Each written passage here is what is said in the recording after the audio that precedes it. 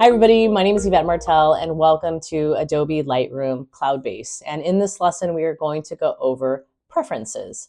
So our first thing that we're going to do is I'm going to kind of show you a disclaimer. If you are using Adobe Lightroom web-based, you will not have the ability to access your preferences. So in order to do our preferences, which is going to allow for us to have some customization, we are going to need to use the app. So let's go ahead and get into the app. And here we are. Let me go to full screen. All right, so on the top left-hand side, I want you to go to the words Lightroom. Click on there, and then you'll see the words Preferences. Click on there.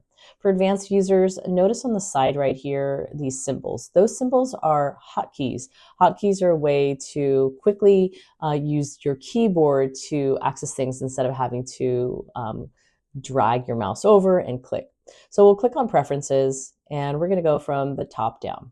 So the first part is your account. So right in here, you're going to notice which account that you're signed into. If you want to use a personal, then you want to sign into your personal account. If you're using your school account, then sign into your school account. And then it also talks about our cloud storage, which you'll notice that we have 0 bytes of cloud storage because we don't have photos yet. The next is cache. Cache is going to be your performance in your computer. So how is Lightroom performing on your computer? If you notice that your Lightroom application is performing kind of slow, then I want you to go into your cache and clear your cache. If you would like to have a little bit more robust program, then consider upping your cache. So it kind of is dependent on your computer that you have. Okay, general. So general, you're going to notice under options, we have the default prevent system sleep during syncing while connected to power. I would highly suggest that is a good thing to keep. And then enable people view. So this is going to be some of the AI features. You've seen this on Facebook for those of you still on Facebook. And this is just how the system can help recognize similar faces and help with the organization. Then we have import. Under import is our copyright. So if you do not have this in here yet, many of you will have the default. You'll click on add copyright. I'm going to erase that. And then for a Mac, we're going to go option G. On a PC, you have a different system. So go ahead and just look that up. I do have one that's written down. I'm not too sure if that's correct, but it says Alt and then type 0169. So PC users, feel free to write in the comments what's the correct way of doing your copyright if that is incorrect.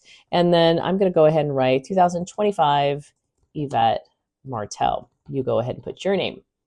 All right, so if you're using HDR, you can enable HDR. This would be for advanced users. And for our RAW default, I'm going to keep that at Adobe default. Under export, right in here. So this is something that's somewhat new. This is in regards to AI, and this is having content credentials. So this is like a secondary copyright, you could say, and you can notice that you can have all your different attributes on there, and you can apply content credentials. So right now, this is the default. Under interface, right in here. So I have my language as automatic. Under my text size, the default is small. I want it nice and big, so I'm going to go to large. Under my edit panel, I'm going to keep this normal. I like to work with the defaults first to try to realize what's there and then what do I want to customize. Lastly, our performance. Under performance, we have the graphic processor. Mine is on auto. You can turn it off or custom, but I would advise just keeping it on auto. So there you have it. That is your quick lessons on preferences.